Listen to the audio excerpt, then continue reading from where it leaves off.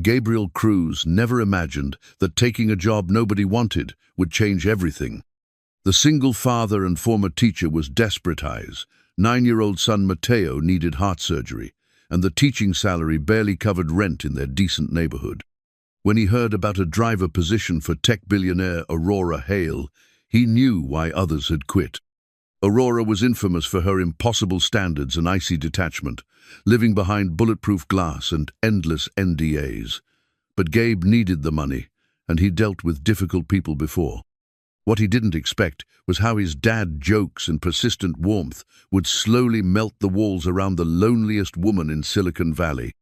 What he never saw coming was the afternoon his babysitter cancelled, forcing him to bring Mateo along for the ride. That's when something magical happened. The brilliant, isolated billionaire discovered she had a gift for connecting with curious children, and Mateo found a mentor who could turn the limo's back seat into a science laboratory. But would their unexpected bond survive when scandal threatens to destroy everything they've built together? Before we jump back in, tell us where you're tuning in from, and if this story touches you, make sure you're subscribed, because tomorrow I've saved something extra special for you. The morning sun cast long shadows across the cramped kitchen table, where Gabriel Cruz sat hunched over a stack of medical bills, his coffee growing cold as the numbers blurred together.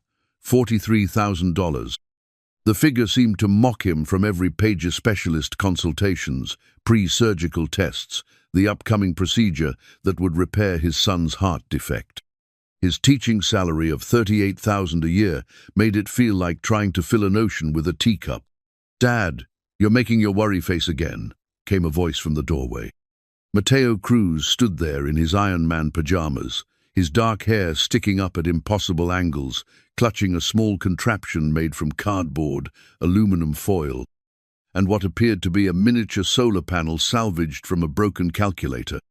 Gabe quickly shuffled the bills into a pile and forced a smile. "Just thinking about lesson plans, my Joe. What have you got there?" Mateo's face lit up as he carefully placed his creation on the table. "It's a solar car. I've been working on it since you told me about renewable energy. See, the sun hits this panel here, and it powers this little motor I took from my old remote control car." He demonstrated, angling the contraption toward the window. The tiny wheels began to turn slowly, and Mateo's grin could have powered the whole apartment. "That's incredible, buddy. You're going to be an engineer someday." Gabe marveled at his son's ingenuity, the way the boy's mind worked through problems with such clarity. It was a gift Gabe had always nurtured, even when money was tight, buying science kits from thrift stores and checking out library books about inventors and innovations. "Maybe I can show it to your class when you go back to teaching," Mateo said, carefully adjusting one of the wheels. "Mrs. Rodriguez says you were the best science teacher Lincoln Elementary ever had." Gabe's chest tightened. He'd been substitute teaching for 3 months now, ever since the budget cuts eliminated his position. The irregular work barely covered their basic needs, let alone Mateo's mounting medical expenses. "We'll see, my Joe. Right now, I need to focus on finding something that pays better." The job posting had been crumpled in his pocket for 2 days, rescued from the community center bulletin board, where it had been partially obscured by advertisements for babysitting services and used furniture. Personal driver needed, immediate start, competitive salary, discretion required. The phone number belonged to an executive placement agency, and when he'd called, the woman's voice had been professionally neutral, with an undertone of warning. "Mr. Cruz, I have to be honest with you. This is the 7th placement we've attempted for Ms. Hale. The position requires someone with exceptional patience. The salary is substantial, but the demands are equally so." Gabe had pressed for details, but the woman had been evasive. "NDAs will be required before we can discuss specifics. Are you available for an interview this afternoon?" Now, watching Mateo tinker with his solar car, Gabe felt the weight of the decision settling on his shoulders. His son needed that surgery within the next 4 months, according to Dr. Martinez. The heart defect, though repairable, wouldn't wait indefinitely. Each day brought more fatigue, more moments when Mateo had to sit down during their walks to the park. "Dad, are you sure you're okay?" Mateo's voice carried that mature concern that 9-year-olds shouldn't have to feel. Your face is doing that thing where your eyebrows scrunch up. Gabe reached over and ruffled his son's hair. I'm fine, Mijo. Just thinking about a new job opportunity. It might mean some changes to our routine. 40 miles away, in a glass tower that pierced the San Francisco sky like a crystal shard, Aurora Hale stood at the floor-to-ceiling windows of her penthouse office, watching the city wake up below. At 34, she commanded a renewable energy empire worth $12 billion, yet she felt more isolated than the wind turbines spinning silently on distant hills. Her reflection stared back at her from the bulletproof, glass-sharp cheekbones, auburn hair pulled back in a severe bun, and eyes the color of storm clouds. Behind her, the office sprawled in minimalist elegance. A desk carved from a single piece of recycled carbon fiber, walls lined with patents and awards, and a scale model of her latest solar array project that could power a small city. Ms. Hale, her assistant's voice crackled through the intercom. Your driver interview is scheduled for 2 o'clock. Aurora's jaw tightened. The 7th interview in 3 months. The previous 6 had lasted an average of 2 weeks each. One had quit after she'd corrected his route through the city. Another had walked out when she'd insisted on reviewing his driving record 3 times. The most recent had lasted only 4 days before declaring her impossible to work with. She turned away from the window and walked to her desk, where 3 monitors displayed real-time data from her company's installations across 6 continents. Solar farms in Morocco, wind installations in Denmark, tidal generators off the coast of Scotland, feeding clean energy into grids that had once relied on fossil fuels. It was work that mattered, work that would leave the world better than she'd found it. But the isolation was the price. After the kidnapping attempt 2 years ago, bungled job by amateurs who'd thought her family's wealth made her an easy target. She'd built walls both literal and figurative. The penthouse was a fortress. The building's security rivaled that of government installations. Her family, once merely distant, had become openly hostile after she'd refused to pay the ransom they'd secretly negotiated, choosing instead to let the FBI handle the situation. Her phone buzzed with a text from her half-brother Marcus. Board meeting moved to Thursday. Dad's flying in from Tokyo. Time to discuss your future with the company. Aurora deleted the message without responding. She knew what that meant. Her father and the board had been circling for months, looking for any sign of weakness, any excuse to force her into a smaller role. The fact that she'd never married, never had children, never displayed the soft qualities they expected from a woman in her position, it all fed their narrative that she was too cold, too rigid to lead a company with a human face. She touched the small scar above her left eyebrow, a reminder of the kidnapping attempt. The men had been caught, but the fear lingered. Trust was a luxury she couldn't afford, especially when her own family had demonstrated their willingness to trade her safety for their perceived convenience. The intercom buzzed again. Ms. Hale, the placement agency confirmed your 2 o'clock appointment. Gabriel Cruz, former educator, clean driving record, excellent references. Background check complete, Aurora asked. Thorough as always. Single father, 1 dependent, no criminal history, no financial irregularities beyond standard credit card debt. Aurora nodded, though her assistant couldn't see it. And the NDAs? Prepared and ready for signature. Aurora returned to the window, watching the traffic flow through the streets below like blood through arteries. Each car carried someone with their own story, their own struggles, their own dreams. She'd forgotten what that felt like to be part of the flow, rather than suspended above it. Her phone rang, and she glanced at the caller ID. Dr. Sarah Chen, her therapist, calling for their weekly check-in. Aurora let it go to voicemail. She could predict the conversation. How are you feeling? Are you connecting with anyone? When was the last time you had a meaningful conversation with someone who wasn't on your payroll? The truth was, she'd built such effective walls that she'd forgotten how to let anyone in. The drivers, the assistants, the security personnel, they were all professional relationships, bound by contracts and NDAs. She paid them well, treated them fairly, but kept them at arm's length. It was safer that way. Her office door chimed, and she turned to see her head of security, a former Secret Service agent named Collins, entering with his usual measured stride. "Hale, I've reviewed the new driver candidate's file. He seems different from the others." "Different? How?" "More patient disposition, based on his teaching background. References describe him as someone who doesn't give up easily. His principal wrote that he once spent 6 months working with a student who had severe learning disabilities until the child was reading at grade level. Aurora considered this. Patience was certainly a quality the previous drivers had lacked. Any red flags? Only one. He's motivated by something beyond just the salary. His son needs medical treatment, expensive treatment. That could make him more reliable, or it could make him desperate enough to compromise security protocols. Aurora nodded slowly. Desperation was something she understood. She'd built her empire on the desperation to prove herself, to create something meaningful, to transform the world's relationship with energy. Maybe desperation wasn't always a liability. Schedule him for the full security briefing if he passes the initial interview, she decided. And Collins, have the car detailed. If he's going to be driving me, everything needs to be perfect. Back in his apartment, Gabe was helping Mateo with his homework when his phone rang. The placement agency number appeared on the screen. "Mr. Cruz, this is Jennifer from Executive Placement Solutions. Ms. Hale would like to schedule your interview for 2 o'clock today. Are you available?" Gabe looked at Mateo, who was struggling with a math problem about calculating the area of irregular shapes.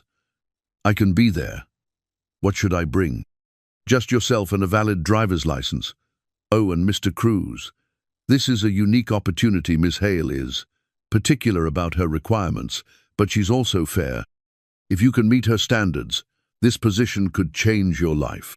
After hanging up, Gabe sat beside his son and helped him work through the math problem, showing him how to break complex shapes into simpler ones.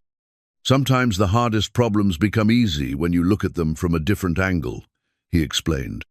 Mateo nodded, his small fingers tracing the shapes on his worksheet. "Like how your worry face gets better when you help me with something." Gabe laughed, the sound filling their small apartment with warmth. "Exactly like that, my Joe. Exactly like that." As he prepared for the interview, Gabe carefully folded Mateo's solar car project and placed it in his backpack. Not for the interview, but as a reminder of what he was fighting for, the brilliant, curious mind of his son. And the future that hung in the balance of one conversation with a woman who lived in a tower of glass and steel. The irony wasn't lost on him. Aurora Hale had built her fortune on harnessing the sun's power, while his son had built a toy that did the same thing. Perhaps that small connection, that shared appreciation for turning light into energy, into hope, might be enough to bridge the gap between their worlds. He had no idea that this simple solar car, crafted from cardboard and dreams, would become the foundation of a relationship that would transform all their lives. The Hale Industries building rose before Gabe like a monument to ambition, its glass facade reflecting the afternoon sun in patterns that reminded him of the solar panels he'd taught his students about. He'd arrived 30 minutes early, partly from nerves and partly because he'd taken 3 buses to get here, unwilling to risk his aging Honda breaking down on such an important day. The lobby was a study in controlled, elegant marble floors that seemed to stretch for miles, a reception desk carved from what looked like a single piece of dark wood, and security personnel who managed to appear both welcoming and intimidating. Gabe approached the reception desk, straightening his best tie, a navy blue one that Mateo had helped him pick out that morning. "Gabriel Cruz for Miss Hale," he said to the receptionist, a woman whose smile was professionally warm but didn't quite reach her eyes. "Of course, Mr. Cruz. Please have a seat. Someone will be with you shortly." The waiting area featured leather chairs that probably cost more than Gabe's monthly rent and coffee table books about sustainable architecture and renewable energy innovations. He picked up one about wind farm design, genuinely interested in the engineering principles, when a voice interrupted his reading. "Mr. Cruz, A man in his 40s approached, wearing a dark suit that somehow conveyed authority without ostentation. "I'm Collins, head of security. Before we proceed, there are some documents you'll need to review and sign." The NDAs were comprehensive 23 pages of legal language that essentially boiled down to one principle: what happened in Aurora. Hale's presence stayed there. Her schedule, her routes, her conversations, her moods, her personal habits, everything was confidential. The financial penalties for violation were staggering, enough to bankrupt him several times over. "Standard procedure," Collins explained as Gabe read through the documents. "Miss Hale values her privacy above almost everything else." Gabe signed, thinking of Mateo's surgery, of the bills stacking up at home, of the hope that this job represented. He'd kept secrets before. Every teacher learned to be discreet about their students' home situations, their struggles, their small victories. This couldn't be much different. 20 minutes later, an elevator whisked him to the 42nd floor in silence so complete he could hear his own heartbeat. The doors opened onto a reception area that was somehow both stark and luxurious, all clean lines and expensive materials. Another assistant, this one male and equally professional, gestured toward a pair of double doors. "Miss Hale will see you now." The office beyond was larger than Gabe's entire apartment, dominated by floor-to-ceiling windows that offered a panoramic view of the Bay Area. But it was the woman standing with her back to him, silhouetted against that vast expanse of glass and sky, who commanded his attention. Aurora Hale turned as he entered, and Gabe's first thought was that photographs didn't capture the intensity of her presence. She was tall, probably 5'8" in her heels, with auburn hair pulled back so severely it seemed to sharpen the angles of her face. Her suit was charcoal grey, perfectly tailored, and she moved with the controlled precision of someone accustomed to command. "Mr. Cruz," her voice was crisp, businesslike. "Please, sit." She gestured to a chair across from her desk, and as Gabe settled into it, he noticed the scale model of a solar array taking up one corner of the office. The detail was extraordinary: tiny panels that actually seemed to track light, miniature transmission lines, even small figures representing maintenance workers. "Impressive, isn't it?" Aurora followed his gaze. "That's our newest installation in Nevada. When completed, it will power nearly 300,000 homes." "It's incredible," Gabe said, and meant it. "My son would love to see something like this. He's fascinated by renewable energy." Something flickered across Aurora's face: surprise, perhaps, or annoyance that he'd brought up his personal life so quickly. She moved behind her desk and opened a file. "Your background check came back clean, Mr. Cruz. Teaching credentials, clean driving record, no criminal history. References describe you as patient and reliable." She looked up at him directly for the first time. "Tell me why you want this job." The question hung in the air like a challenge.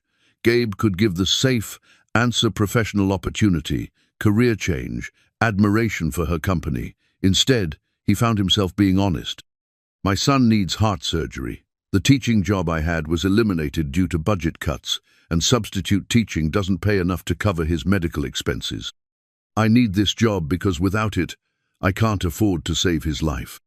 Aurora's expression didn't change, but she set down the file and leaned back in her chair. "That's refreshingly direct, Mr. Cruz. Most candidates try to impress me with how much they admire my work or my company's mission." "I do admire your work," Gabe said.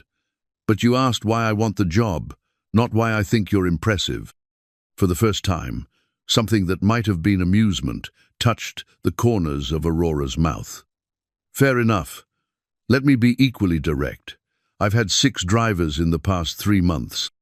They've quit for various reasons: too demanding, too rigid, too complicated.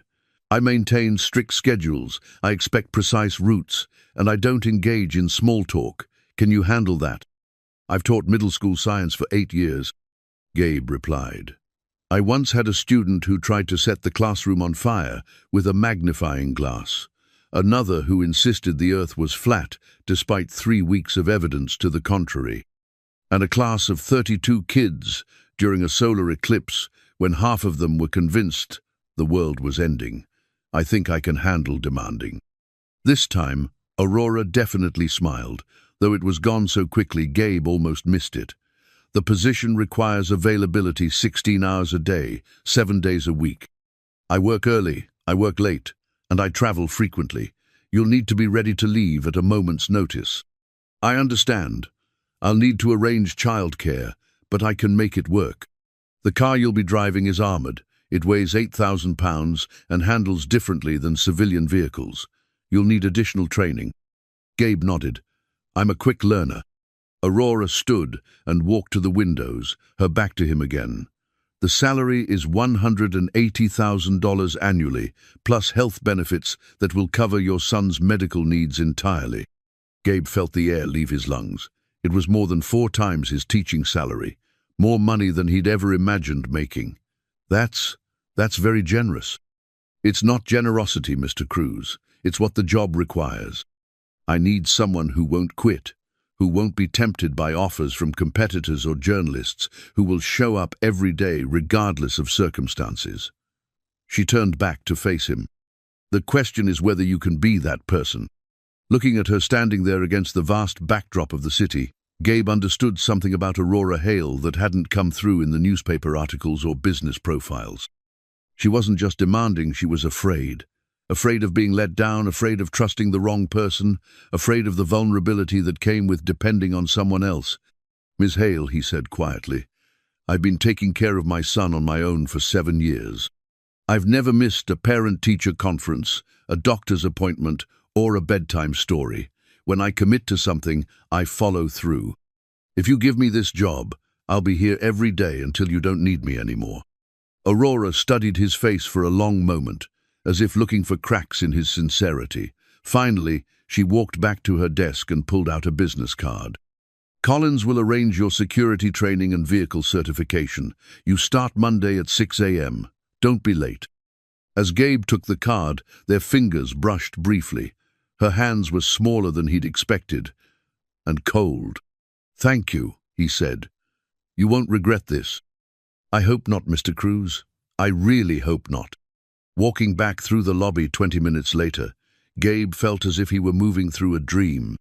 In his pocket, the business card felt like a talisman, a promise that Mateo's surgery would happen, that their lives were about to change in ways he couldn't yet imagine. He pulled out his phone to call Mateo's babysitter with the good news, but paused as he passed the building's main entrance. Through the glass doors, he could see Aurora's armored sedan waiting at the curb black, imposing and somehow lonely despite the driver behind the wheel. Tomorrow, that would be his responsibility. Tomorrow, he would become part of Aurora Hale's carefully controlled world, tasked with keeping safe a woman who seemed to trust no one and need everyone. As he walked toward the bus stop, Gabe found himself wondering what had happened to make someone so successful also so isolated. Whatever it was, he had the feeling he was about to find out. Monday arrived with the kind of crisp October morning that made San Francisco feel like a postcard. Gabe had been awake since 4:30, checking and double-checking his appearance, reviewing the security protocols Collins had drilled into him during 3 intensive training sessions. The armored sedan handled like a tank with leather seats, but he'd practiced the routes until he could navigate them in his sleep. At exactly 6 a.m., he pulled up to Aurora's building, the engine purring with the quiet confidence of German engineering. The underground garage was a maze of concrete and steel, with security cameras tracking his every movement. He positioned the car precisely where Collins had shown him driver's door, exactly 12 feet from the elevator, engine running, ready for immediate departure. Aurora emerged from the elevator at 6:03, and Gabe's first lesson in working for her began immediately. She moved with purposeful efficiency, her charcoal coat flowing behind her like a cape, her expression already focused on whatever challenge the day would bring. She didn't acknowledge his greeting, sliding into the back seat as if he were part of the car's machinery. Moscone Center, South Entrance, she said, her phone already at her ear. And take Van Ness Market Street will be backed up. The drive through the city was a masterclass in controlled chaos. Aurora conducted 3 different conference calls, reviewed documents on her tablet, and somehow managed to apply lipstick at a red light without missing a beat in her conversation about wind turbine efficiency ratings.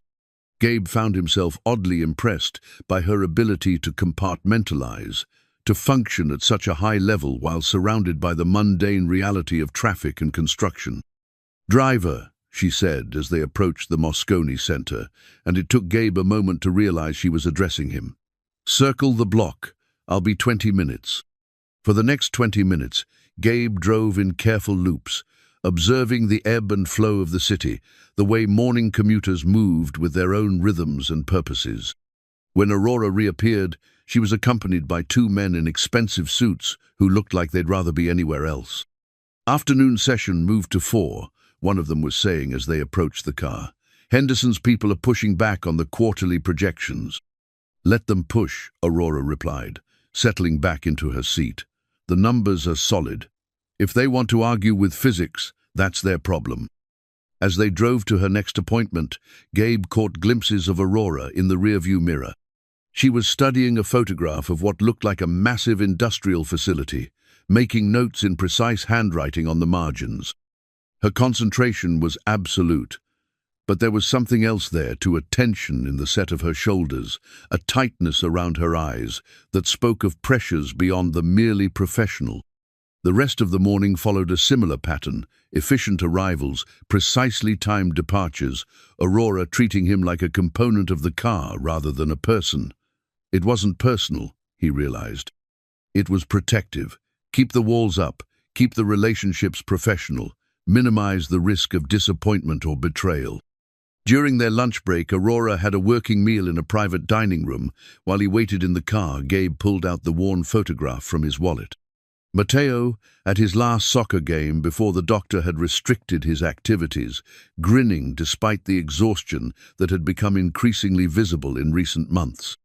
The picture reminded him why he was here, why he could accept being treated like furniture if it meant his son would get the treatment he needed. The afternoon brought them to the financial district, where Aurora had a meeting with her board of directors. As they pulled up to the sleek office building, Gabe noticed the change in her demeanor. The efficient confidence was still there, but it was armored now, defensive in a way that suggested these weren't allies she was meeting with. "Wait here," she said, then paused with her hand on the door handle. "Actually, Mr. Cruz, let me ask you something. Do you have any experience dealing with people who smile at you while planning to stab you in the back?" The question was so unexpected that Gabe answered honestly. "School board meetings, PTA politics. You'd be surprised how vicious people can get when they're fighting over bake sale profits." For a moment, Aurora's professional mask slipped, and she almost smiled. "I imagine I would be. Thank you for the perspective." She was gone for 2 hours, and when she returned, the armored confidence had been replaced by something that looked like barely controlled anger. She slid into the back seat and sat in silence for a full minute before giving him an address in Pacific Heights. The drive up the steep streets was tense with unspoken frustration. Gabe could feel Aurora's mood radiating from the back seat like heat from a furnace. Finally, as they crested a particularly steep hill, he decided to risk breaking the professional silence. "Rough meeting?" he asked, keeping his eyes on the road. There was a long pause before Aurora answered. "My father and the board think I'm too focused on long-term sustainability and not focused enough on quarterly profits. They want me to approve a natural gas project that would boost short-term revenues. But you don't want to approve it. I built this company to get away from fossil fuels, not to embrace them for convenience." Her voice carried a bitter edge. "Apparently, that makes me naive and idealistic." Gabe navigated around a double-parked car before responding. "My son built a solar-powered car out of cardboard and calculator parts. His teacher told him it was too ambitious for the science fair, that he should do something simpler. You know what he said?" "What?" "He said that settling for simple was how people ended up with boring lives." Gabe glanced in the rearview mirror and saw Aurora watching him with something that might have been curiosity. Sometimes the people who call you naive are just scared that you might actually succeed. The silence that followed was different from the professional quiet of the morning warmer, more thoughtful. As they pulled up to Aurora's building, she didn't immediately get out of the car. "Mr. Cruz," she said finally, "tomorrow morning we're leaving at 5:30. There's a site visit in Sacramento, and the drive will give us time to discuss some strategic considerations." "Of course, Miss Hale. And Mr. Cruz, thank you for the perspective. It's been a while since anyone offered me any." As Gabe watched her disappear into the building, he realized that something had shifted during their conversation. For just a moment, Aurora Hale had let him see past the professional armor to the person underneath, someone who was fighting battles on multiple fronts, trying to stay true to her principles while surrounded by people who valued profit over purpose. Driving home through the evening traffic, Gabe found himself thinking about the photograph Aurora had been studying that morning, some kind of industrial facility that seemed to matter deeply to her. He wondered what dreams and ambitions were tied up in that project, what vision of the future she was fighting to protect. When he got home, Mateo was at the kitchen table working on math homework, the solar car positioned nearby like a talisman of possibility. His son looked up with the bright smile that made every difficult moment worthwhile. "How was the first day, Dad?" "Interesting," Gabe said, settling into the chair beside him. "I think this job is going to teach me more than I expected." "About driving?" "About people," Gabe replied, helping Mateo with a particularly tricky problem involving percentages. "Sometimes the most successful people are also the loneliest." "Is she lonely?" Gabe considered the question, thinking about Aurora's precise movements, her careful distance, the way she'd almost smiled when he'd shared Mateo's story about the science fair. "I think so," he said finally, "but maybe that's about to change." 3 weeks into the job, Gabe had developed a rhythm with Aurora's demanding schedule. Early mornings became easier when he realized she appreciated punctuality more than conversation, and the long drives gave him time to observe the subtle changes in her mood that preceded important decisions or difficult meetings. She was, he'd learned, like a complex piece of machinery, precise, efficient, but requiring careful attention to the small signs that indicated when maintenance was needed. The crisis began on a Thursday morning with a phone call that shattered their carefully established routine. Gabe was reviewing the day's schedule when his phone rang, displaying the number for Sunshine Daycare. "Mr. Cruz, this is Maria from Sunshine. I'm so sorry, but I have to close the center today. My daughter's in the emergency room, and I can't find anyone to cover." Gabe felt his stomach drop. Maria had been watching Mateo before and after school for 2 years, and she'd never missed a day. "Is she okay? Your daughter?" "Appendicitis, but she'll be fine. I'm just so sorry about the short notice. I know you can't miss work." After hanging up, Gabe stared at his phone, running through his limited options. His sister lived in Portland. His ex-wife had remarried and moved to Phoenix years ago. The neighbors he trusted all worked during the day. He was supposed to pick up Aurora in 40 minutes for a day that included 3 board meetings and a site visit to a manufacturing facility in San Jose. His phone buzzed with a text from Mateo. "Dad, Mrs. Rodriguez says I can't stay after school today because they're fumigating the building. Where should I go?" The decision crystallized with uncomfortable clarity. He had to take Mateo with him. It violated every protocol Collins had established, broke multiple security procedures, and would almost certainly end his employment. But the alternative was leaving his 9-year-old son alone for 12 hours, and that wasn't a choice he could make. When he arrived at Aurora's building, Mateo was sitting quietly in the back seat, wearing his best clothes and clutching a backpack filled with homework, books, and his solar car project. The hospital bracelet on his small wrist, a reminder of his last cardiology appointment, seemed to glow in the morning light. "Dad, are you sure this is okay?"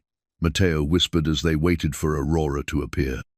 "No," Gabe admitted, "but sometimes you have to do what's right instead of what's safe." Aurora emerged from the elevator at exactly 6 a.m., her usual brisk pace faltering when she saw the extra passenger. She approached the car slowly, her expression unreadable behind her professional mask. "Mr. Cruz," she said as she opened the rear door and saw Matteo sitting there like a small, well-dressed refugee. "I believe we need to discuss the passenger manifest." "Miss Hale, I can explain." "I'm Matteo," the boy said, offering his hand with the polite gravity that always made Gabe proud. "I'm sorry for the inconvenience, ma'am. My babysitter had a family emergency and Dad couldn't leave me alone." Aurora looked at the offered hand for a moment, then shook it with the same seriousness Matteo had offered. "I'm Aurora, and you're not an inconvenience, Matteo. You're an unexpected variable in a carefully planned system." She slid into the back seat, positioning herself in the far corner, as if trying to maximize the distance between herself and the child. Gabe started the engine, waiting for the explosion that would end his employment. "Mr. Cruz," Aurora said finally, "I assume you understand that this violates several security protocols." "Yes, ma'am. And that bringing unauthorized personnel into my vehicle could result in immediate termination." "Yes, ma'am." "Good. Now that we've established that, let's proceed to the first appointment. And Matteo?" She turned to the boy, who had been following the conversation with wide eyes. "Do you have homework to do today?" "Yes, ma'am. Math and a science report on renewable energy sources." For the first time since Gabe had known her, Aurora looked genuinely surprised. "Renewable energy? What's your focus?" "Solar power," Matteo said, his initial nervousness giving way to enthusiasm. "Did you know that enough sunlight hits the Earth in 1 hour to power the whole world for a year? But we only capture a tiny fraction of it." "I did know that," Aurora said slowly. "It's one of the fundamental challenges my company works to address." As they drove toward the first meeting, Gabe listened to an increasingly animated conversation developing in the back seat.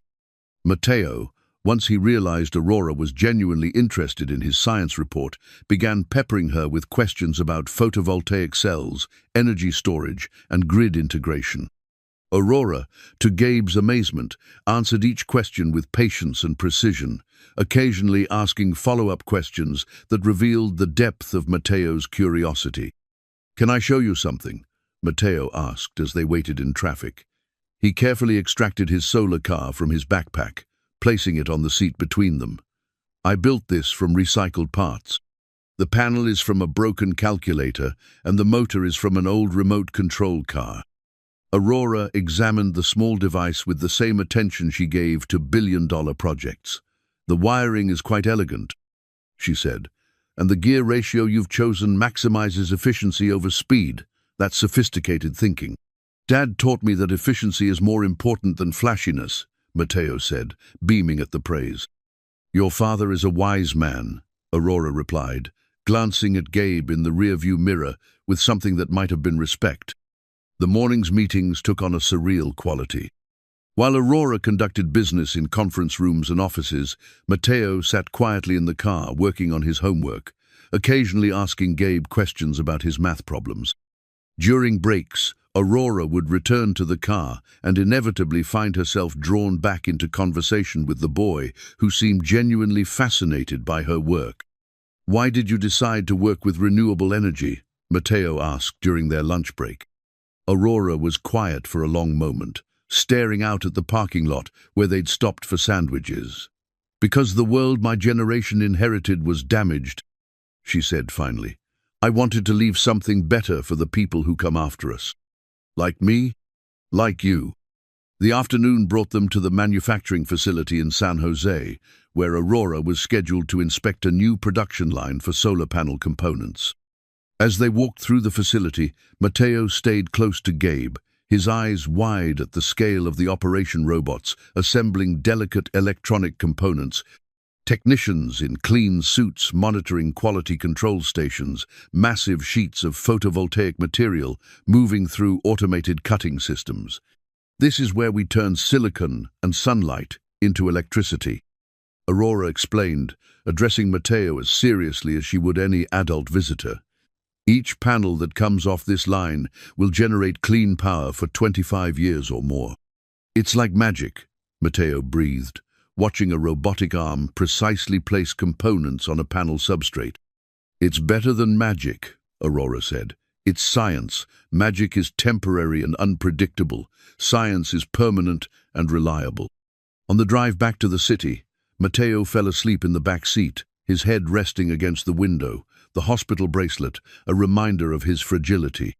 Aurora watched him sleep, her expression softer than Gabe had ever seen it.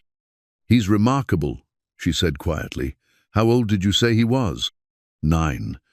"But he's been curious about everything since he could talk. Sometimes I think he understands the world better than most adults." "The heart condition, it's serious?" Gabe nodded, keeping his eyes on the road. "Ventricular septal defect. Repairable, but it needs to be done soon. He gets tired easily, can't run around like other kids his age." "The surgery will fix it?" "Completely. He'll be able to do anything, sports, hiking, whatever he wants. He just needs the chance." Aurora was quiet for the rest of the drive, but when they reached her building, she didn't immediately get out of the car. "Mr. Cruz," she said finally, "I'm scheduling a company tour for next Friday. Educational outreach program. Matteo is welcome to attend if his school situation allows." "You don't have to." "I'm not doing it for you," Aurora said, but her tone was gentle rather than sharp. "I'm doing it for him. Children like Matteo are why the work matters." As she walked toward her building, Gabe gently shook Matteo awake. His son stretched and yawned, blinking in the late afternoon light. "Are we home, Dad?" "Almost, my Joe. What did you think of today?" Matteo considered the question with the seriousness he brought to everything important. "I think she's lonely, but she's trying not to be, and I think she really loves her work." "What makes you say that?" "The way her voice changes when she talks about helping the world. It gets warmer, like yours does when you talk about teaching." Matteo gathered his backpack and carefully secured his solar car. "I hope she'll let me come back sometime." "I think," Gabe said, remembering the unexpected gentleness in Aurora's voice, "she might surprise us both." The prototype solar panel kit arrived on a Wednesday morning in a package marked with Aurora's personal address, delivered to Gabe's apartment by a courier who seemed surprised to be making such a high-security delivery to a modest building in the Mission District. The kit was beautifully designed, professional-grade components, scaled down for educational use, complete with a comprehensive manual that explained not just how to assemble the panels, but the physics principles that made them work. Matteo's reaction was everything Gabe could have hoped for and more. His son unpacked each component with the reverence of an archaeologist, discovering artifacts, reading the manual with intense concentration, asking questions that revealed both his growing understanding and his natural curiosity. "Dad, look at this," Matteo said, holding up a small photovoltaic cell that caught the morning light streaming through their kitchen window. Ms. Aurora included a note. The note was written in Aurora's precise handwriting. "For a young scientist who understands that efficiency matters more than flashiness, build something amazing. A.H." "She remembered what I said about your teaching," Matteo marveled. "That's really cool."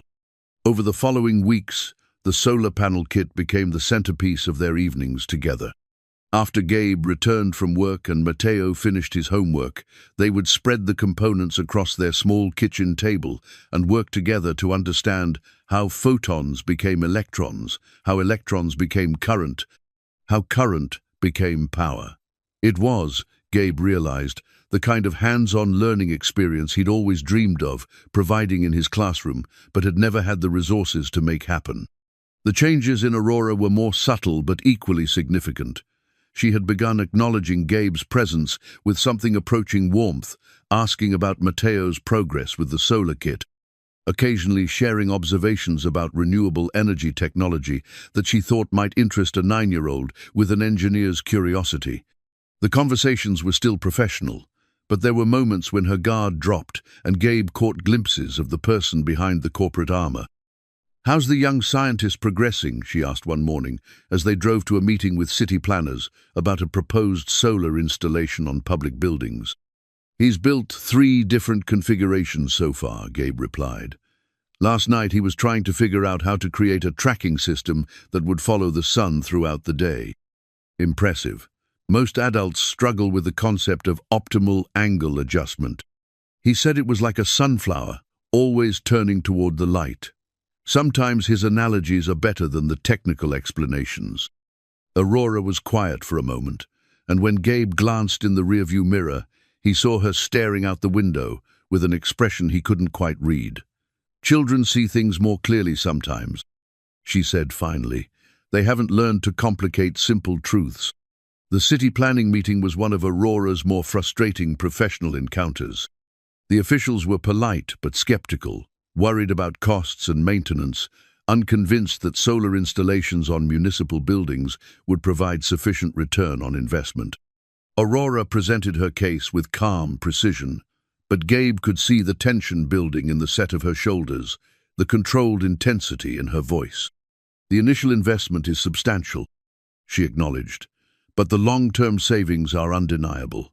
These installations will pay for themselves within 7 years and continue generating clean energy for decades after that."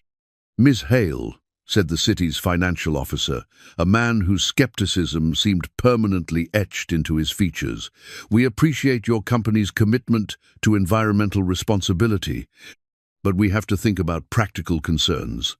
What happens when the technology becomes obsolete? What about maintenance costs, weather damage?" "The technology has a proven track record of 25-year operational lifespans," Aurora replied. "The maintenance requirements are minimal, and the panels are designed to withstand extreme weather conditions. But the upfront costs are an investment in the city's future," Aurora finished, her patience clearly wearing thin. "Every day you delay is another day of buying power from the grid instead of generating your own." The meeting ended without a commitment, the officials promising to take everything under consideration, with the tone of people who had already made up their minds. As they walked back to the car, Aurora's frustration was palpable.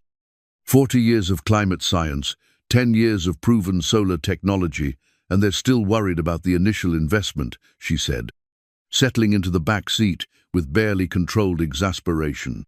"Maybe they need to see it from a different perspective," Gabe suggested as he started the engine. "What do you mean?" "When I was teaching, I learned that you can't always convince people with facts and figures. Sometimes you have to help them see how the idea connects to something they already care about." Aurora considered this. "And what do city officials care about?" "Votes," Gabe said simply. "If you can show them that solar installations will make their constituents happy, they'll find the money. Public opinion over fiscal responsibility. Public opinion often drives fiscal responsibility. If voters want clean energy, officials will figure out how to pay for it." That afternoon, Aurora made an unexpected decision. Instead of returning to her office, she asked Gabe to drive to Lincoln Elementary School, where he'd taught before the budget cuts. "I want to see something," she said as they pulled into the school's parking lot. The building was a typical urban elementary school, older but well-maintained, with a playground that had seen better days and windows that could use updating. Aurora studied the structure with the same intensity she brought to her business meetings. "How many students?" she asked. "About 400, grades K through 5, most of them from families that are working hard just to get by. The roof looks solid, good southern exposure, minimal shading from surrounding buildings." Aurora was clearly evaluating the building's solar potential. This would be an ideal pilot project. For solar panels? For community engagement. Install a comprehensive solar system here. Design it as an educational tool as well as an energy source. Let the children learn about renewable energy while their school saves money on utilities. Gabe felt a spark of excitement. The kids would love that. Hands-on science education that actually matters to their daily lives. Exactly. And the parents would see tangible benefits, lower utility costs, meaning more money for programs and supplies. They sat in the car for a while, both looking at the school and imagining the possibilities. Aurora was clearly working through the logistics in her mind, while Gabe was thinking about the teaching opportunities such a project would create. "Miss Hale," he said finally, "can I ask you something personal?" "You can ask. I reserve the right not to answer." "Why renewable energy? I mean, you could have made money in any industry. Why choose something that requires you to fight for every project? Aurora was quiet for so long that Gabe thought she might not answer. When she finally spoke, her voice carried a weight of memory. When I was 12, my family took a vacation to visit my grandmother in West Virginia. Coal country. The mountains were beautiful, but the valleys were poisoned. Dead streams, mining waste, children with asthma rates 3 times the national average. She paused, staring at the school building. My grandmother told me that her generation had traded the future for the present, that someone needed to figure out how to give the future back. So you decided to be that someone. I decided to try. Some days I think I'm making progress. Other days I sit in meetings with city officials who are more worried about quarterly budgets than generational impact, and I wonder if I'm just tilting at windmills. But windmills generate power, Gabe said, earning a surprised laugh from Aurora. That's terrible, she said, but she was smiling. Mateo gets his sense of humor from you, doesn't he? I'm afraid so. He's been telling renewable energy jokes all week. Yesterday he asked me why solar panels never get tired. I'm almost afraid to ask. Because they're always charged up. Aurora groaned, but the sound carried genuine amusement. I'm going to have to start a joke collection for him. As they drove back into the city, Gabe found himself thinking about the school project Aurora had envisioned. It was ambitious, the kind of comprehensive program that could transform not just the building, but the entire community's relationship with energy and environmental responsibility. It was also exactly the kind of project that would require someone with teaching experience to design the educational components. Miss Hale, he said as they approached her building, if you were serious about the school project, I'd like to help with the educational design. You want to go back to teaching? I want to combine teaching with something that matters. What you're talking about, that's the kind of program that could change how kids think about science, about their impact on the world. Aurora was quiet for a moment, considering. It would be a significant undertaking, months of planning, coordination with school administrators, community outreach, and there's no guarantee the city would approve the funding. But if they did, I'd want someone who understands both education and renewable energy to lead the community engagement. Someone who could explain complex concepts in simple terms, who could get parents and children excited about the possibilities. Someone like a former science teacher who's been learning about solar technology from his 9-year-old son. Something like that, Aurora said, and there was warmth in her voice that Gabe had never heard before. That evening, as Gabe helped Mateo work on his latest solar panel configuration, he found himself imagining a classroom full of children, learning the same lessons, building their own projects, discovering that science wasn't just about memorizing facts, but about solving real problems in their own community. Dad, you're making your thinking face, Mateo observed, carefully adjusting the angle of his panel to catch the last rays of evening sunlight coming through their window. Just imagining possibilities, Mijo. How would you feel if other kids got to build solar projects like yours? That would be awesome. Could I teach them what I've learned? Maybe you could. Miss Aurora and I were talking about bringing solar power to your old school.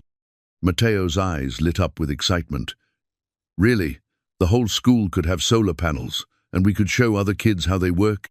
It's just an idea right now, but yes, something like that.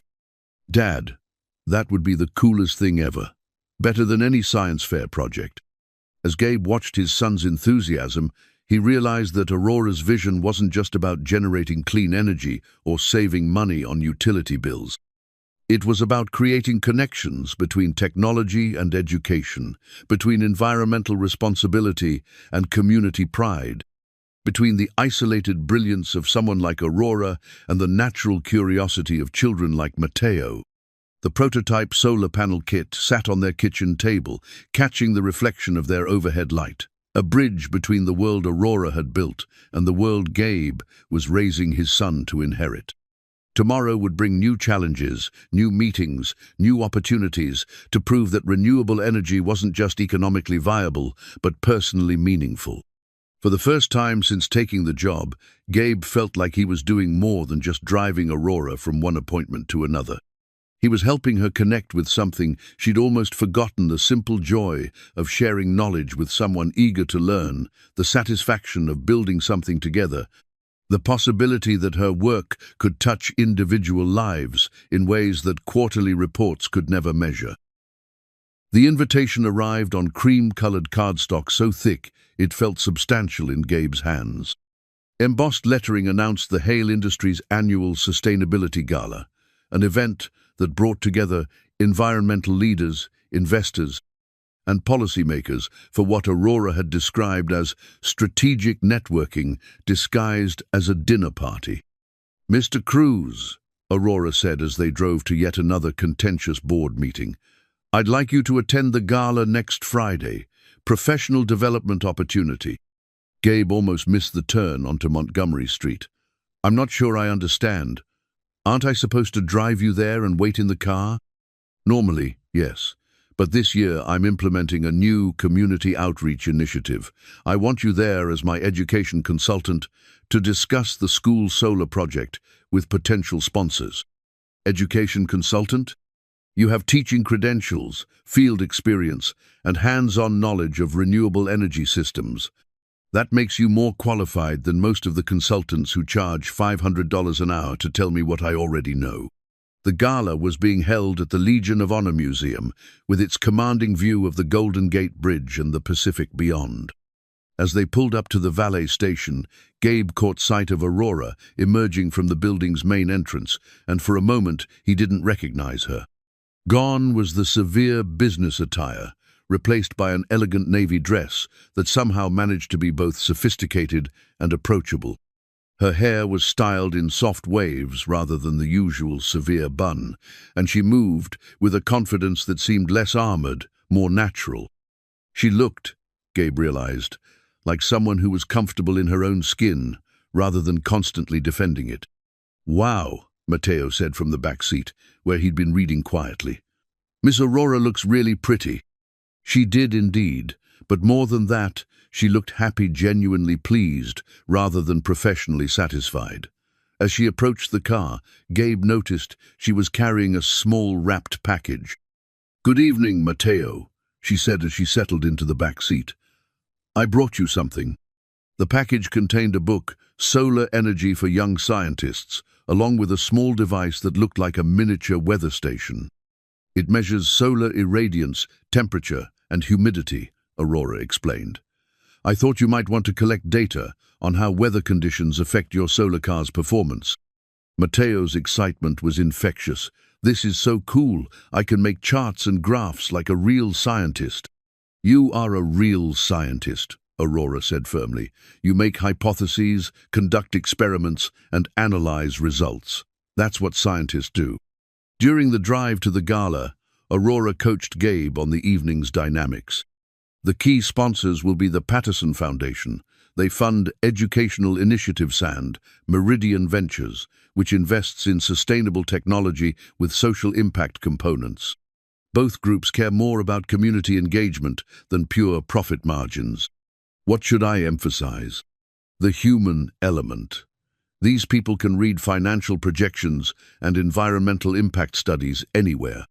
What they can't get from a PowerPoint presentation is the story of a 9-year-old boy building solar cars at his kitchen table, learning that he can be part of the solution to climate change. The gala was a study in controlled elegance. The museum's galleries had been transformed into a sophisticated dinner venue, with round tables positioned to take advantage of the spectacular views. Guests moved between cocktail stations and interactive displays, showcasing Hale Industries' latest innovations, next-generation solar panels, wind turbine efficiency improvements, battery storage systems that could power entire neighborhoods. Aurora introduced Gabe to a succession of potential sponsors, and he found himself surprised by how naturally the conversations flowed. These weren't just wealthy philanthropists looking for tax deductions. They were people who genuinely cared about environmental education and community development. When he described Mateo's solar car project and Aurora's vision for comprehensive school installations, he saw immediate interest and engagement. The beautiful thing about this approach He explained to Rebecca Patterson, whose foundation had funded dozens of educational initiatives, is that it combines hands-on learning with real community benefit. The children learn by doing, and their families see immediate results in lower utility bills. It sounds like exactly the kind of integrated programming we're looking for, Rebecca replied. Too many educational grants fund programs that exist in isolation. This would connect classroom learning to actual community improvement. James Meridian, a venture capitalist whose firm specialized in social impact investing, was equally enthusiastic. The scalability potential is enormous, he said. If you can demonstrate success at one school, it becomes a model for districts across the country. As the evening progressed, Gabe noticed changes in how people interacted with Aurora. The usual professional deference was still there, but it was tempered with something warmer, genuine affection from colleagues who seemed to be seeing a different side of her personality. "You're like a different person tonight," Gabe observed during a quiet moment when they'd stepped onto one of the museum's terraces. "I feel like a different person," Aurora admitted. "Usually these events feel like performance, art smile, network, secure funding, repeat. Tonight feels like sharing something that actually matters. The school project, the possibility of it, the idea that my work could connect directly to children's lives, could inspire the next generation of environmental scientists." She paused, looking out at the bridge lights reflecting on the dark water. "Matteo changed how I think about what I do. Before, it was about systems and efficiency and market share. Now it's about the fact that he'll inherit whatever world we create. He has that effect on people. His teachers always said he made them remember why they became educators in the first place." "How do you do it?" Aurora asked suddenly. "Raise him alone, I mean. Keep him curious and optimistic, despite everything he's dealing with." The question was more personal than anything she'd asked before, and Gabe considered his answer carefully. "I learned from him as much as I teach him. Children have this natural resilience, this ability to find joy in small discoveries. My job isn't to protect him from the world, it's to help him understand that he can make the world better, even when the world seems determined to resist improvement. Especially then, Matteo's generation won't have the luxury of cynicism. They'll have to be the ones who solve the problems my generation created." Aurora was quiet for a long moment, and when she spoke, her voice carried a vulnerability that surprised him. "I've spent so much time building walls to protect my work that I forgot why the work mattered in the first place. These past few weeks, watching you with Matteo, seeing how naturally you explain complex ideas, it's reminded me that environmental science isn't just about data and projections, it's about people." "You're good with people," Gabe said. "You're patient with Matteo. You listen to his questions. You take his ideas seriously. That's not something you can fake. But I don't know how to be that way with adults, with people who might judge me or use my openness against me. Maybe start with people who aren't looking to judge you, people who want the same things you want." As they rejoined the party, Gabe watched Aurora navigate the remaining conversations with a more relaxed confidence. She laughed at jokes, asked about people's families, shared stories about innovative projects that went beyond mere technical specifications. By the end of the evening, both the Patterson Foundation and Meridian Ventures had committed to preliminary funding discussions for the school solar initiative. "I think tonight was a success," Aurora said as they walked back to the car. "The funding commitments definitely suggest so. Not just the funding, the whole evening. I haven't enjoyed a professional event like that in years." As they drove through the quiet city streets, Aurora seemed reflective rather than tired. "Mr. Cruz, I've been thinking about offering you a different position. Community Outreach Coordinator for Educational Initiatives. It would mean working directly on projects like the school installation, developing curriculum, training teachers, coordinating with families." Gabe felt his heart skip. "That sounds like everything I've ever wanted to do professionally. The salary would be comparable to what you're earning as my driver, but the work would be more fulfilling. At least, I hope it would be." "What about driving? What about your schedule and security protocols?" "Collins has been suggesting I need more independence anyway. And honestly, having you focused on the community programs would be more valuable than having you drive me to meetings where we discuss those same programs. When would this start? As soon as you're ready. We could announce it at the school board meeting next week, assuming they approve the pilot project. As they pulled up to Aurora's building, she didn't immediately get out of the car. Mr. Cruz, thank you for tonight. For helping me remember that business doesn't have to be purely transactional, that professional relationships can be personal without being vulnerable. Thank you for trusting me with something that matters to you. It matters to all of us, Aurora replied. That's what I forgot somewhere along the way. Climate change isn't my personal crusade, it's our shared challenge. And solving it requires building connections, not just installing solar panels. As Gabe drove home, he thought about calling Mateo to share the evening's developments, but decided to wait until morning. Tonight's news deserved a proper celebration, the kind that included pancakes and solar panel experiments and planning for a future that suddenly looked brighter than either of them had dared to imagine. The forged documents arrived like a poison-tipped arrow, delivered through the morning news cycle with surgical precision. Gabe was having breakfast with Mateo, both of them excited about the school board meeting scheduled for that afternoon, when his phone began ringing with calls from numbers he didn't recognize. "Dad, why do you have so many missed calls?" Mateo asked, looking up from his cereal bowl where he'd been conducting what he called a density experiment with different types of cereal. Before Gabe could answer, his phone rang again. This time it was Aurora, and her voice carried a tension he'd never heard before. "Mr. Cruz, do not speak to any reporters. Do not answer any calls from unknown numbers. Come to my office immediately." "What's wrong?" "Someone has leaked confidential documents suggesting you've been selling information about my schedule and security protocols to competitors. The story breaks in an hour."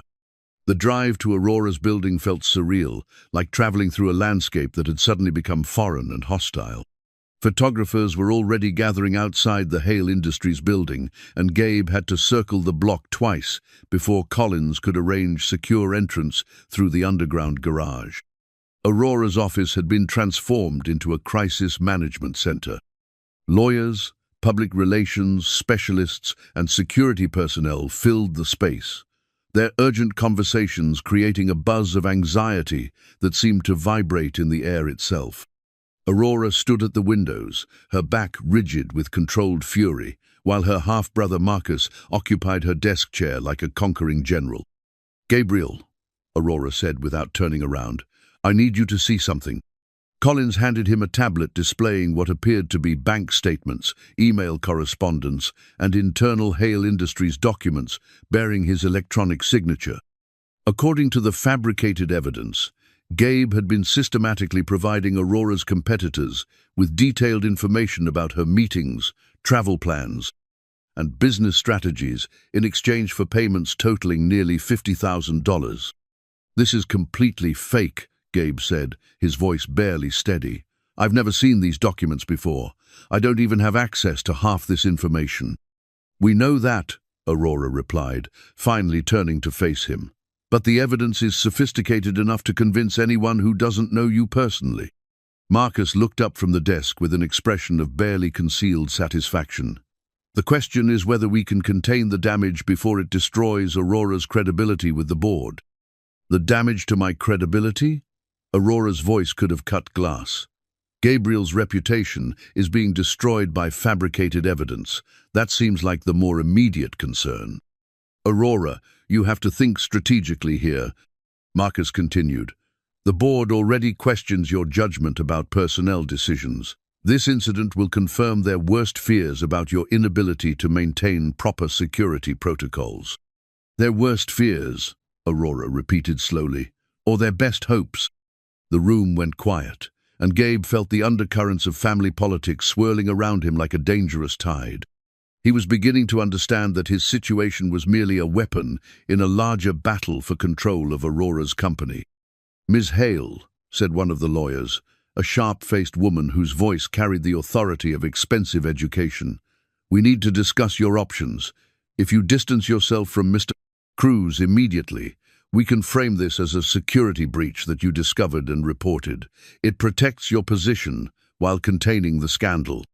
And if I don't distance myself from him, then you're tied to the story. Every business decision you've made, every project you've championed, becomes suspect. The board will use this as justification for removing you from operational control. Aurora walked to her desk and picked up one of the forged documents. Tell me something, Marcus. How did these documents come to light? Who brought them to the media's attention?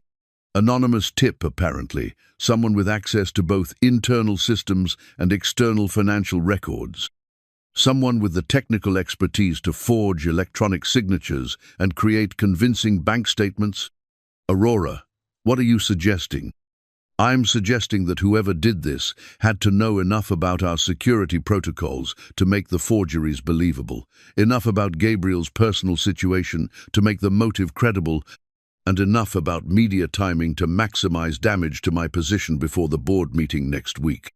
Marcus's expression remained carefully neutral, but Gabe noticed that he'd stopped making eye contact with Aurora. That's a serious accusation to make without evidence. Evidence like this? Aurora pulled out her phone and scrolled to a text message thread. Your message yesterday asking about my confidence in my current staffing decisions, your suggestion that I might want to reassess personnel security before the board meeting, your recommendation that I consider more traditional approaches to company management. That's circumstantial at best. Perhaps, but it's interesting timing. Collins stepped forward, his security training evident in the way he positioned himself to observe everyone's reactions. Ms. Hale, I've completed a preliminary investigation of the document trail.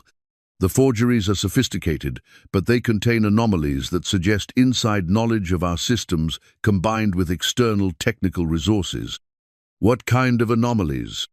The electronic signatures use an encryption key that was rotated out of our system 3 months ago.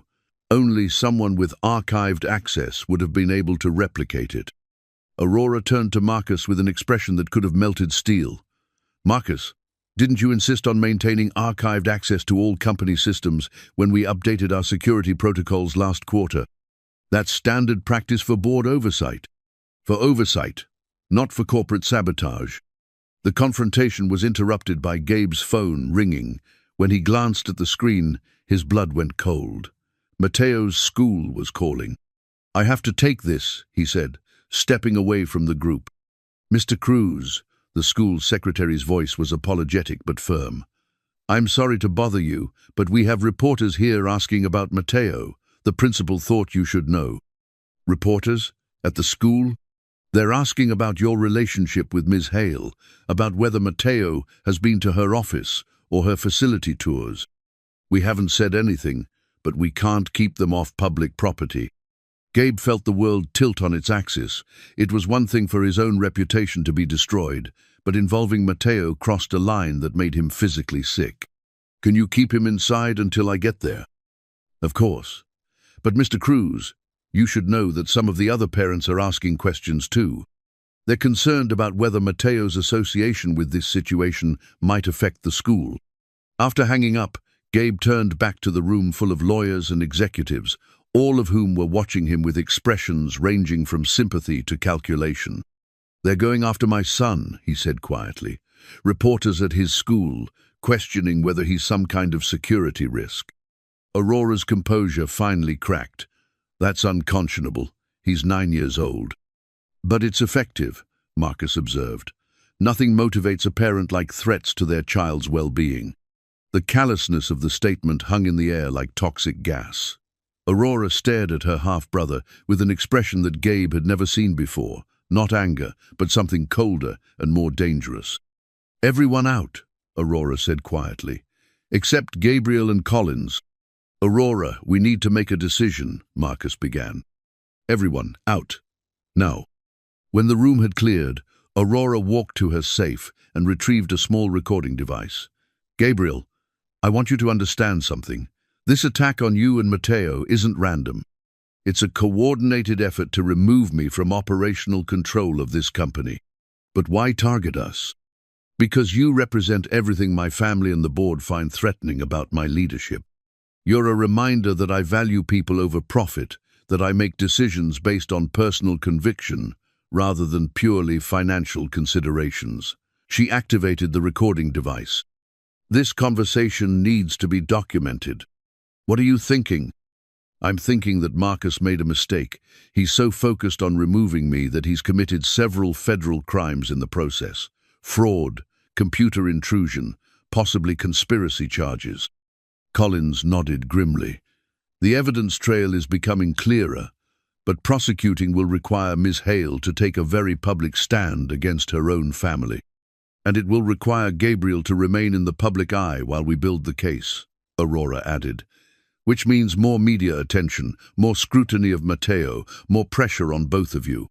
Gabe thought about his son, probably sitting in the principal's office wondering why reporters were asking about his dad's job, trying to understand why something that had been so exciting had suddenly become scary. What are my alternatives? You can take the settlement Marcus will offer, Aurora said. Disappear quietly, sign another NDA. Let them spin this as a security breach that was caught and contained. You and Mateo get financial compensation and a fresh start somewhere else. And you? I fight this battle alone, again. The choice crystallized with painful clarity.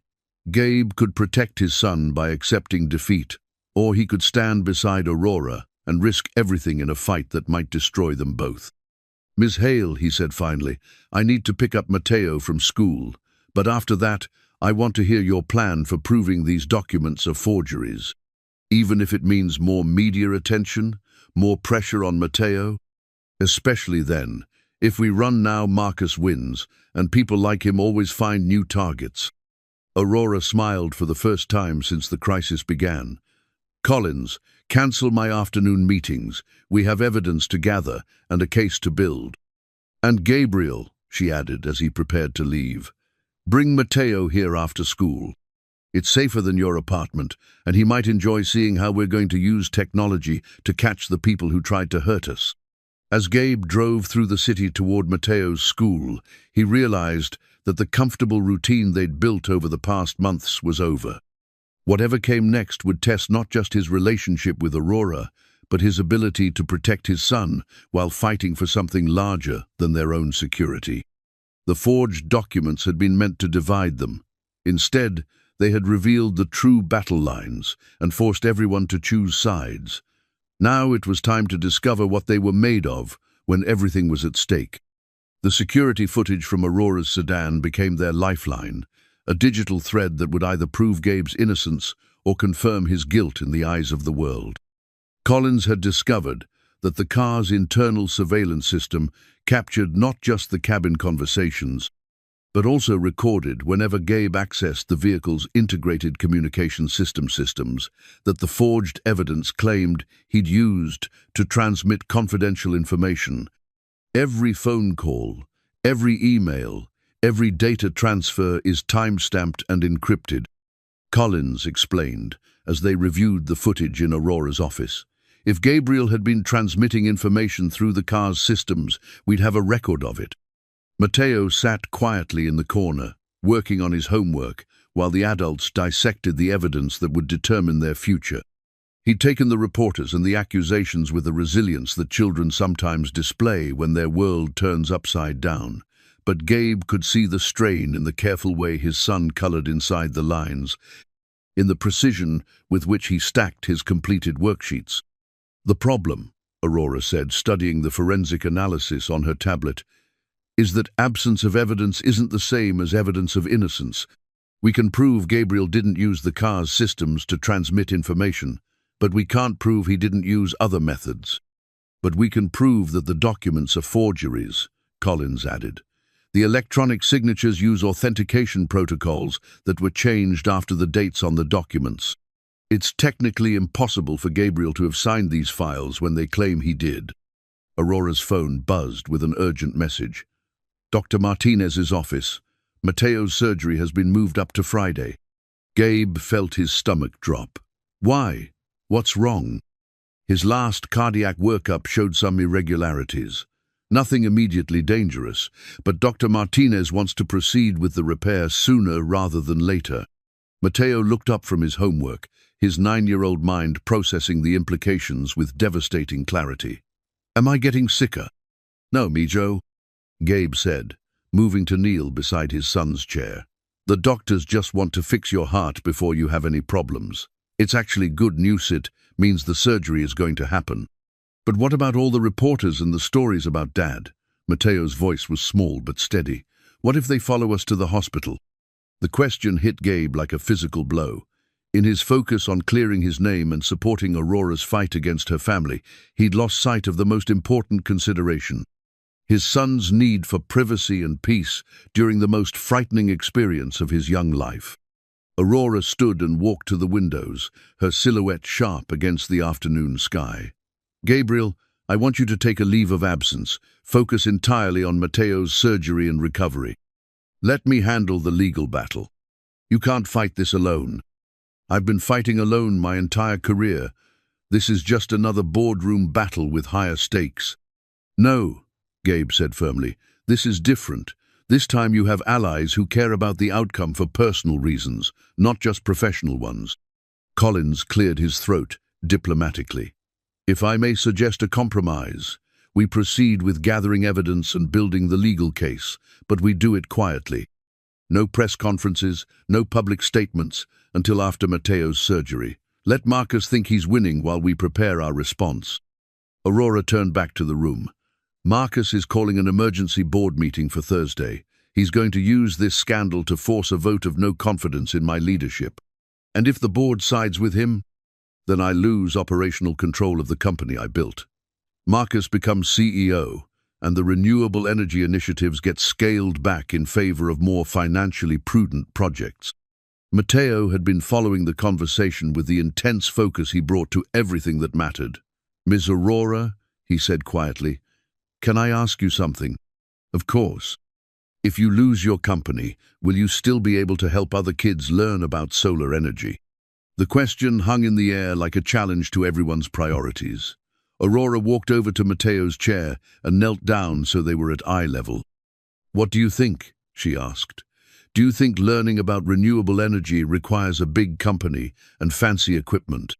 Mateo considered this seriously. No. You taught me more in the car than I learned in school, and all we had was my solar car project and your stories about how things work. Exactly.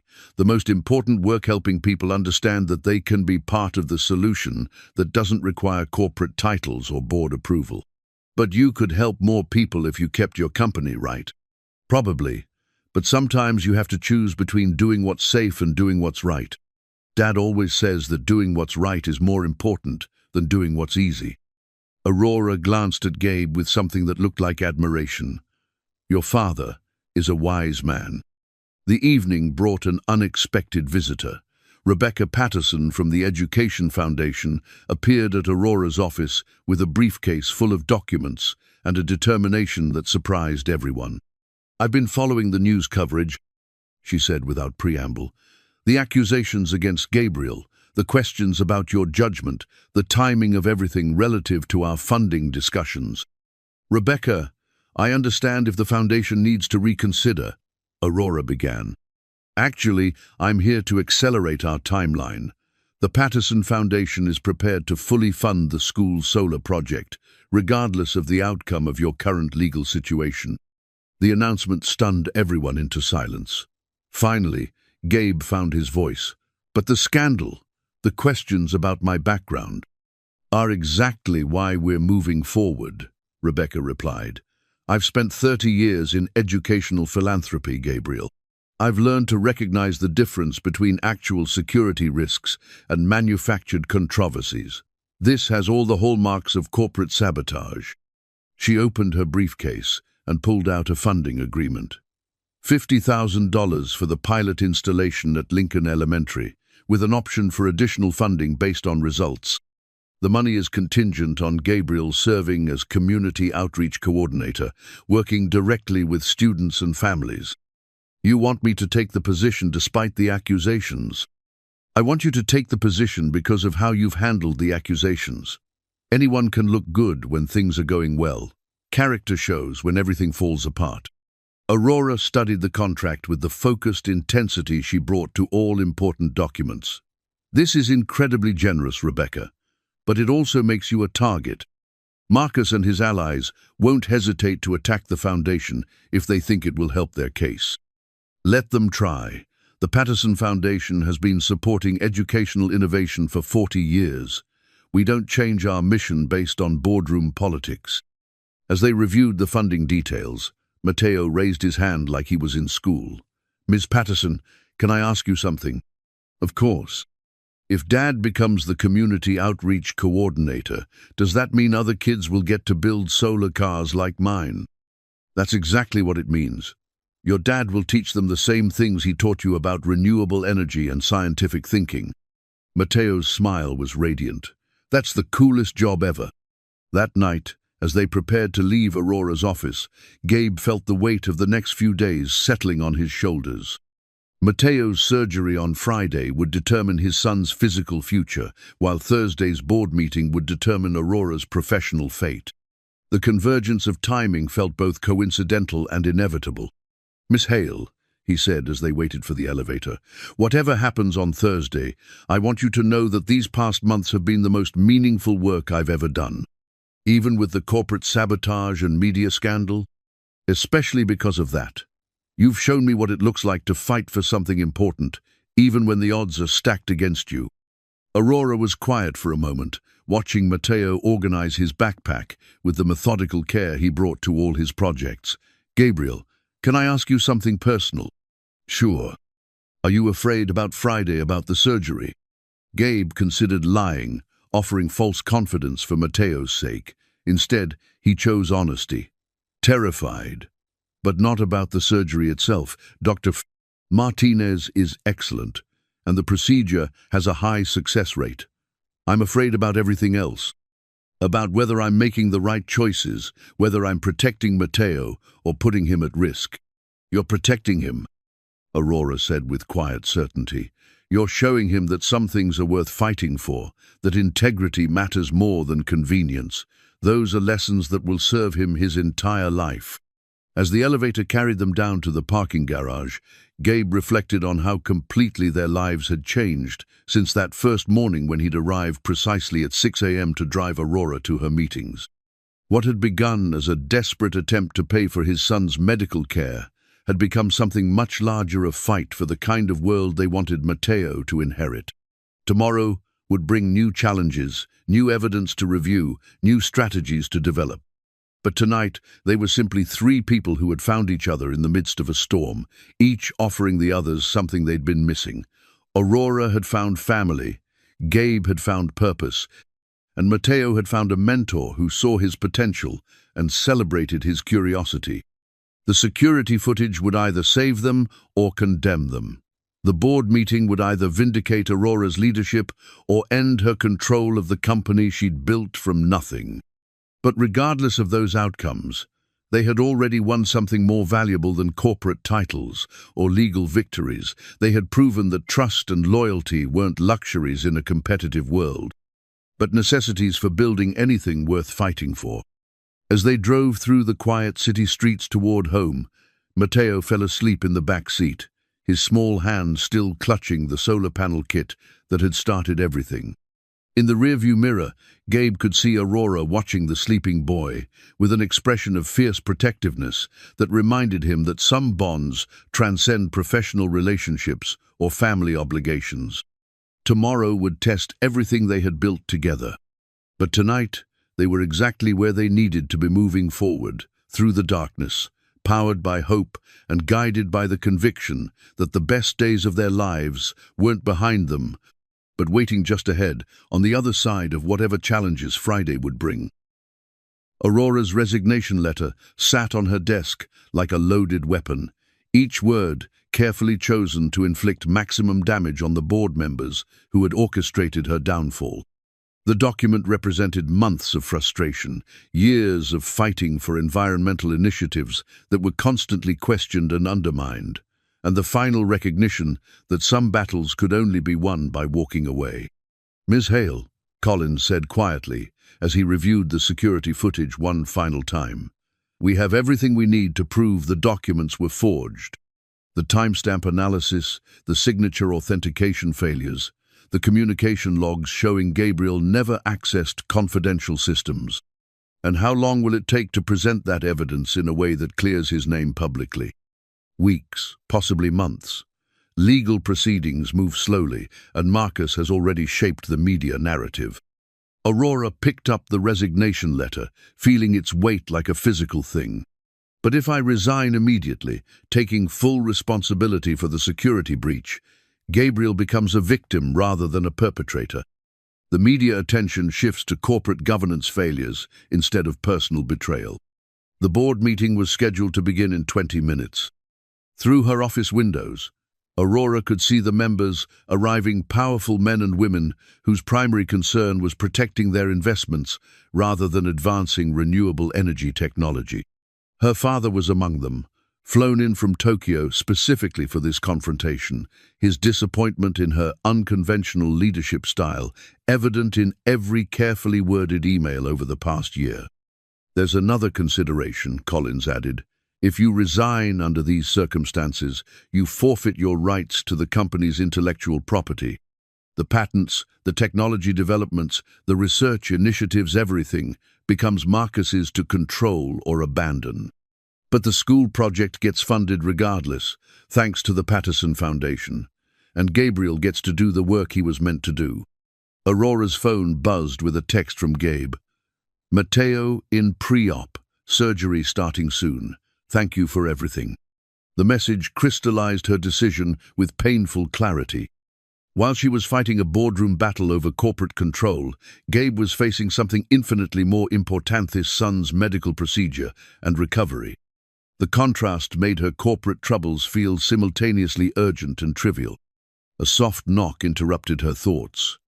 Marcus entered without waiting for permission, his expression carrying the satisfaction of someone who had anticipated this moment for years. Aurora, the board is ready for you. I'm sure they are. This doesn't have to be adversarial. If you're willing to step back from operational control, accept a consulting role, we can manage this transition smoothly.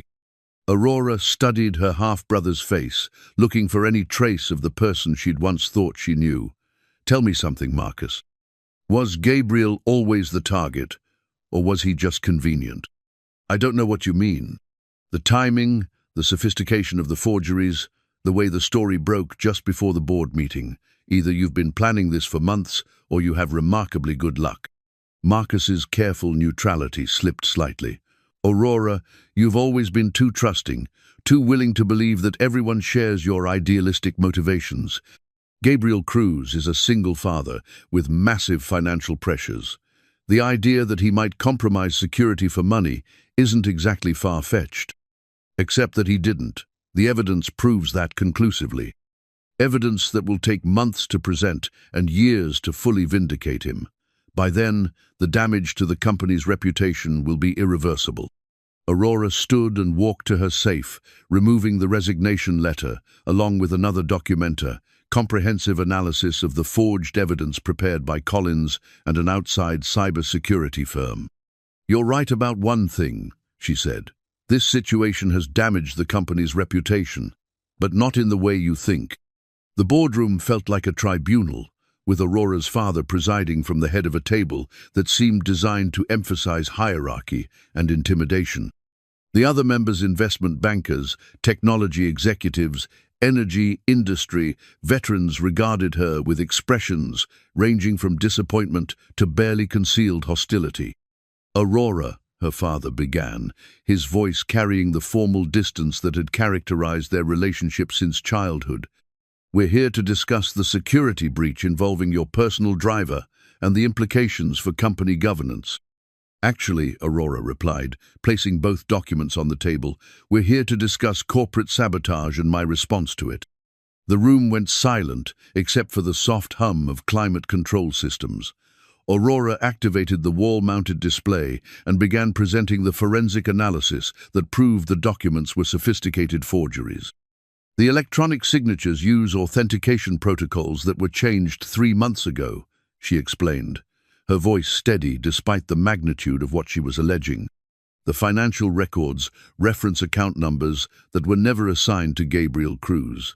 The communication logs show activities that are technically impossible given our security architecture. Marcus leaned forward, his prepared arguments clearly disrupted by the thoroughness of her presentation. Aurora, even if these specific documents are questionable, the broader security concerns remain valid. You're absolutely right, Aurora agreed, turning to the next slide. The broader security concerns are extremely valid. Someone, with inside access to our systems, archived authentication keys, and detailed knowledge of our operations, has been conducting a systematic campaign to undermine company leadership.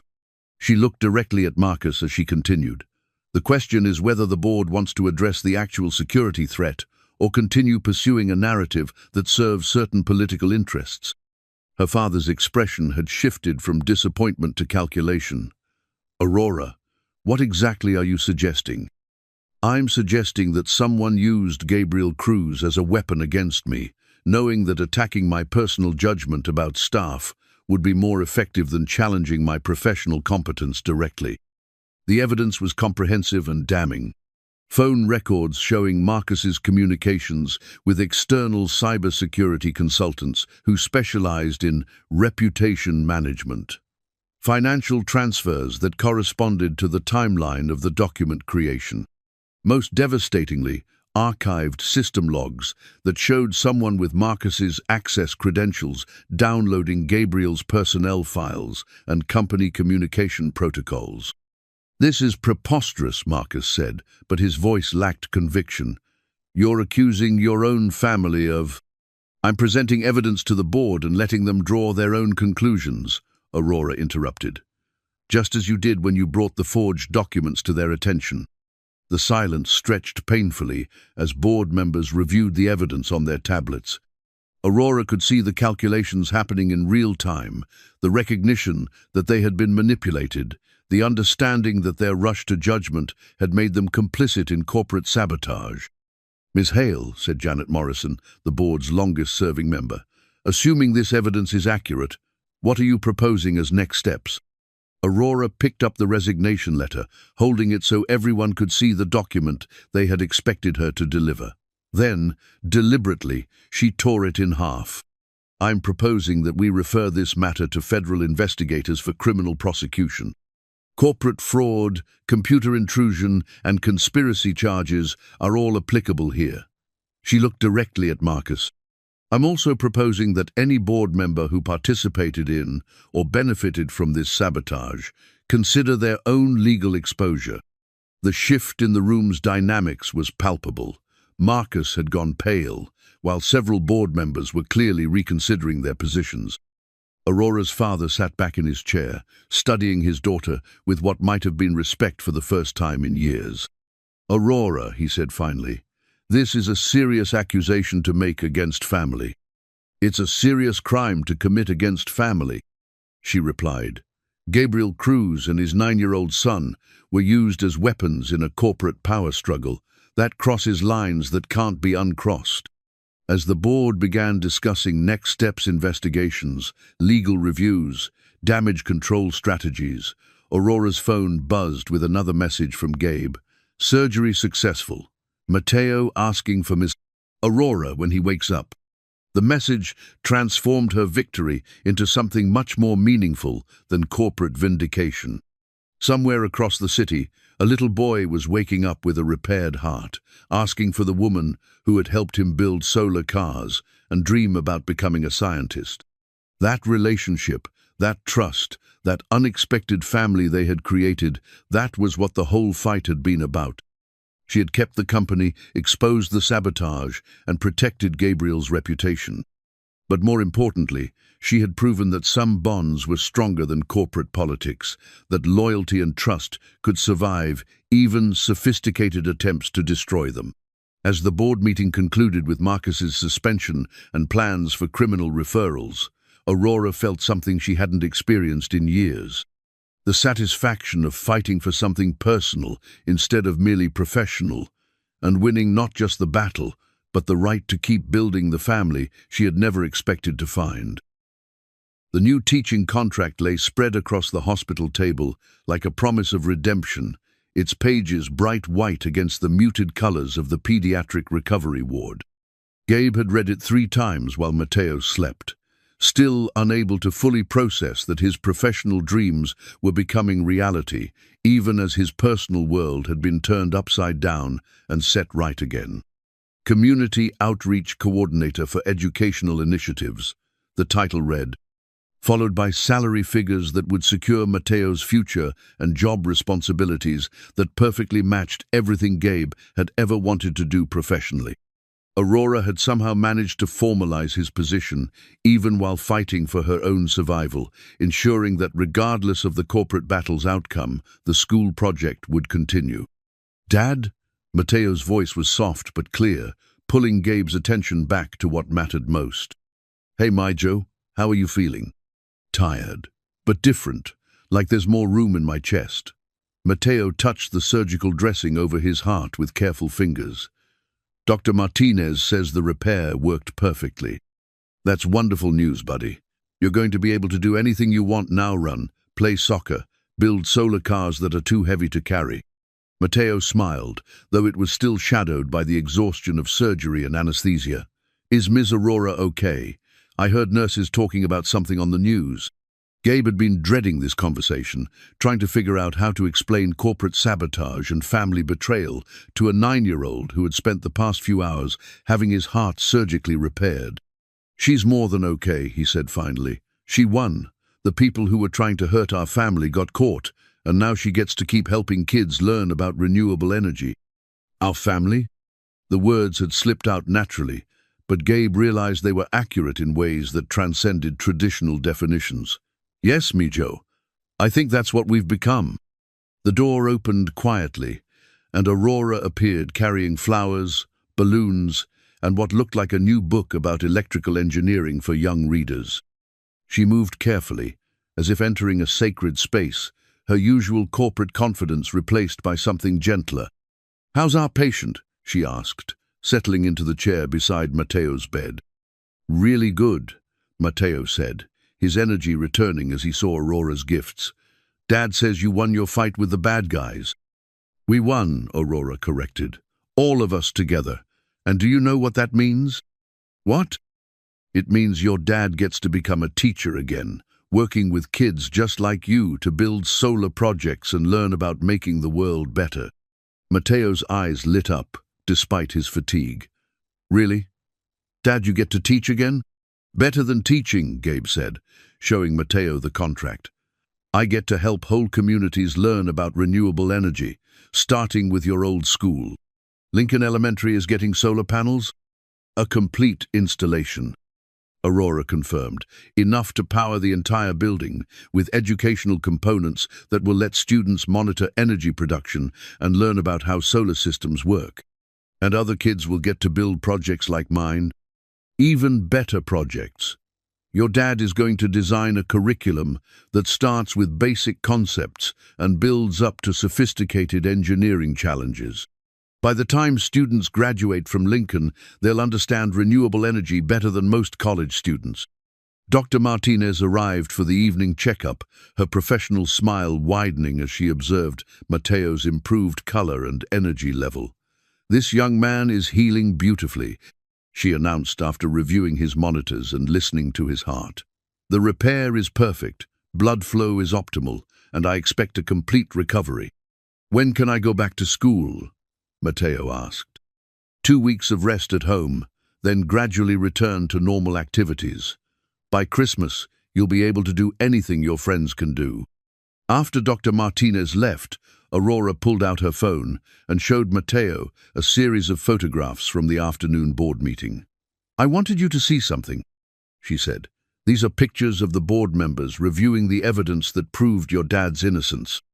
The photos showed serious-faced executives studying documents, their expressions shifting from skepticism to understanding to what looked like embarrassment. In the final photo, Marcus was leaving the boardroom with the defeated posture of someone whose schemes had been exposed. "The bad guy looks sad," Mateo observed. "He should be," Aurora replied. He tried to hurt good people to get what he wanted, and that never works in the long run. Will he go to jail? Probably. What he did was against the law, and laws exist to protect people like your dad, who are just trying to do the right thing. As evening settled over the city, Aurora prepared to leave so that Gabe and Mateo could rest. But at the door she paused and turned back to them. Gabriel, there's something else. The Patterson Foundation funding is just the beginning. 3 other organizations have committed to supporting the program after seeing how we handled this crisis. The school solar project is going to become a model for districts across the state. How many schools? Gabe asked. Initially, 12. Eventually, if the pilot program proves successful, we could be looking at hundreds of installations over the next 5 years. The scope of the opportunity was staggering. Gabe had dreamed of returning to teaching, but this was something much larger, the chance to influence how an entire generation thought about energy, environment, and their role in solving global challenges. Miss Aurora, Mateo said sleepily, will you still come see my solar car projects even though Dad has a new job? Mateo, I'm not going anywhere. Your dad and I are going to be working together for a long time. Good. I like our family the way it is. After Aurora left, Gabe sat beside Mateo's bed, watching his son sleep, marveling at how completely their lives had transformed. 3 months ago, he had been a desperate father taking a job nobody wanted, hoping to earn enough money to save his son's life. Now Mateo's heart was repaired. Gabe had found his professional calling, and they had gained a family member whose loyalty had been tested by fire and proven unbreakable. The morning would bring discharge papers, recovery plans, and the beginning of Gabe's new career. But tonight, in the quiet of the hospital room, he felt a peace he hadn't experienced in years. They had survived the storm together, stronger for having been tested, ready to build the future they had glimpsed in those first conversations about solar cars and renewable dreams. Outside the hospital windows, the city lights stretched toward the horizon like a constellation of human possibility. Somewhere in that vast grid of energy and ambition, children were sleeping who would someday learn about science and sustainability in classrooms powered by the sun, taught by teachers who understood that education was about more than just transferring information. It was about inspiring young minds to believe they could solve the problems they inherited and create a world worth passing on. The best days of their lives were no longer a promise for the future. They were beginning right now, in this quiet room where a boy slept with a perfectly repaired heart, dreaming of solar cars and scientific adventures yet to come. 6 months later, the family photo captured a moment that would have been impossible to imagine on that first morning when Gabe had arrived precisely at 6 a.m. to drive Aurora to her meetings. The 3 of them stood in front of Lincoln Elementary School, grinning at the camera while behind them, newly installed solar panels gleamed in the afternoon sun like a promise kept. Mateo, his color healthy and his energy boundless since the surgery, held up his latest Creationa, solar-powered weather station that monitored temperature, humidity, and energy production in real time. The data fed directly to tablets in every classroom, where students could track how environmental conditions affected power generation and learn to think like scientists and engineers. Say renewable energy, called out Rebecca Patterson, who had insisted on taking the photo herself to commemorate the pilot program's official launch. Aurora Lafayette sound that had become more frequent and natural over the past months, while Gabe wrapped his arms around both his son and the woman who had become so much more than his former employer. The family photo would eventually find its place on Aurora's desk, replacing the stark corporate awards that had once defined her office's personality. The transformation of Lincoln Elementary had exceeded everyone's expectations. The solar installation not only met the school's energy needs, but generated surplus power that was sold back to the grid, creating a revenue stream that funded new science equipment and teacher training programs. More importantly, the project had sparked a renaissance of environmental consciousness throughout the community. "Mr. Cruz," called out a familiar voice, and Gabe turned to see his former principal, Mrs. Rodriguez. approaching with a group of students who had been working on their own solar projects. The kids wanted to show you their latest experiments. The students, ranging from kindergarten through 5th grade, eagerly displayed their creations: solar-powered fans, light-up art projects, and miniature vehicles that raced across the playground using nothing but sunlight. Their enthusiasm was infectious, their understanding of renewable energy concepts sophisticated enough to impress college professors. "This is amazing work," Gabe told them, kneeling down to examine a particularly clever solar-powered irrigation system designed by a 3rd grader. "You're thinking like real engineers. Miss Aurora taught us that engineering is just problem-solving with science," the girl explained proudly. "We had a problem with keeping our school garden watered, so we solved it with solar power." Aurora beamed at the recognition, but Gabe could see the deeper satisfaction in her expression. These children weren't just learning about renewable energy, they were developing the mindset that would make them environmental stewards for life. The afternoon celebration continued in the newly renovated library, where displays showcased student projects from across the 12 schools, now participating in the expanded program. Each installation had become a community hub, drawing parents and neighbors who wanted to understand how their local school was contributing to both education and environmental sustainability. "The impact reports are extraordinary," James Meridian explained to a group of potential investors who had come to see the program's results firsthand. "Test scores in science and mathematics have improved significantly at every participating school, but more importantly, we're seeing increased engagement with environmental issues across entire families." Gabe listened to the conversations swirling around them, teachers sharing lesson plans, students explaining their projects to impressed adults, administrators planning expansions to other districts. The program had grown beyond anyone's initial vision, becoming a model for integrated environmental education that was being studied and replicated across the country.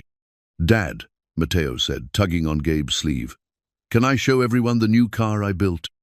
The latest solar car was a marvel of 9-year-old engineering, incorporating lessons learned from months of experimentation and access to professional-grade components. It was faster, more efficient, and more elegant than anything Mateo had built before, but it still carried the same spirit of curiosity and innovation that had started everything. As Mateo demonstrated his car's capabilities to an audience of students, teachers, and visiting dignitaries, Gabe felt Aurora's hand slip into his. The gesture was natural now, comfortable in a way that corporate relationships rarely achieved. "Any regrets?" she asked quietly. "About which part? Losing the driving job? Nearly getting destroyed by corporate sabotage? Having my son's medical crisis coincide with a boardroom coup? About taking a job nobody wanted and having it change everything?" Gabe considered the question seriously, looking around at the celebration that surrounded them. Mateo was healthy and thriving, his curiosity about science matched by opportunities to explore and learn that exceeded anything Gabe could have provided alone.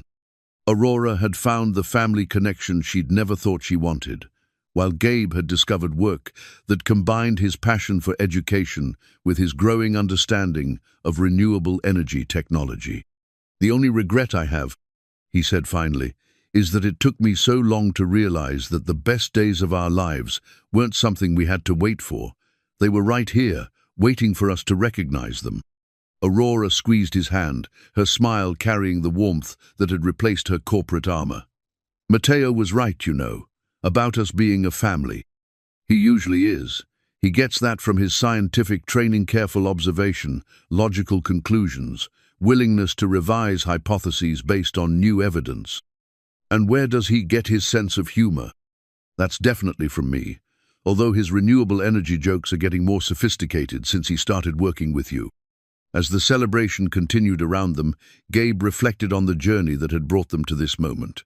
The crumpled job posting that had started everything was long gone, but its impact continued to ripple outward through the lives of students who would grow up understanding that they could be part of the solution to humanity's greatest challenges. The family photo would capture this particular afternoon, but it represented something larger: the recognition that families come in many forms, that the most meaningful relationships often develop in unexpected ways, and that the work we do matters most when it connects to the people we love. Marcus had been convicted on multiple federal charges and sentenced to 3 years in prison. His attempts to destroy Aurora's leadership, resulting instead in the strengthening of her position and the expansion of her influence. The board had publicly apologized and restructured its governance to prevent future sabotage attempts, while Aurora's father had finally acknowledged his daughter's vision and leadership with something approaching pride. But the real victory wasn't corporate or legal, it was personal. It was visible in Matteo's boundless energy and scientific curiosity, in Aurora's genuine laughter and growing comfort with emotional connection, in Gabe's satisfaction with work that made a difference in individual lives rather than just institutional budgets. As the sun set behind the school's solar panels, casting long shadows across the playground where children were still experimenting with their projects, Gabe realized that the best days of their lives weren't marked by wealth or status, but by the unexpected family they had forged together, a family where courage rode shotgun and hope took the wheel, where solar cars raced across kitchen tables and dreams, powered by sunlight, illuminated futures bright enough to guide them home. The journey from that first desperate morning to this moment of celebration had taught them all that some jobs are more than employment. They're opportunities to discover who we're meant to become when we're brave enough to trust each other with our dreams. And in the back seat of their shared adventure, surrounded by the laughter of children learning to build a better world, they had found something more valuable than any salary. They had found each other, and in doing so, had discovered that the most important work of all is creating families strong enough to change the world, one solar panel and one scientific mind at a time.